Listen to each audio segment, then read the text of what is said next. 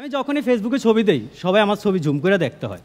তো অনেকে আমাকে কমেন্ট করে, ভাই আপনি একটু লাল মার্ক করে দিয়ে দেন, তাহলে আমাদের বুঝতে সুবিধা হবে।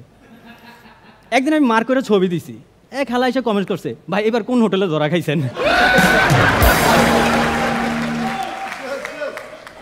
আমিন ভাই, আপনারা যখন শপিং মলে যান, আপনারা যাই মনে করেন যে সেলসম্যানকে জিজ্ঞাসা করেন যে জেন্টস কর্নার কোনটা, লেডিস কর্নার কোনটা। আমাদের কিছু বলতে হয় না, সেলসম্যান আইসেই বলে, ভাই কিস কর্নারটা ওই সাইডে। আমি যে লম্বা হইতে চাই না এমন কিছু না, আমি লম্বা হইতে চাইছি। আমি 2 মাস দড়িতে ঝুলছি, ফাইনালি আমি 3 ইঞ্চি মানে 3 ইঞ্চি লম্বা হয়েছে দড়িটা, আমি না। আমি সাইজে ছোটো হয়, আমাদের মেন্টরদের অনেক অসুবিধা হইতেছে, কারণ মেন্টররা কী করে, একটা জোকস রিসার্চ করে, পার্টিসিপেন্টদের ক্যারেক্টার অনুযায়ী জোকস দেয়। তো ওরা যখন বাচ্চা ক্যাটাগরি কোনো জোকস পায় তখন তারা কনফিউজড হয়ে যায়, এই জোকসটা কি আমাকে দিবে নাকি মহিবুল্লাহকে দিবে। একদম মহিবুল্লাহ শ্যুট শুরু হওয়ার আগে ওর মন খারাপ, সবাই জিজ্ঞাসা করছে, মহিবুল্লাহ তোর মন খারাপ কেন? আমার জোকস নীরবে দিয়ে দিছে।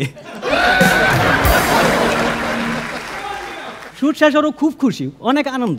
কিরে তোরা এখন মনে এত খুশি কা? নীরবের ওই জোকসটা ফাটে নাই।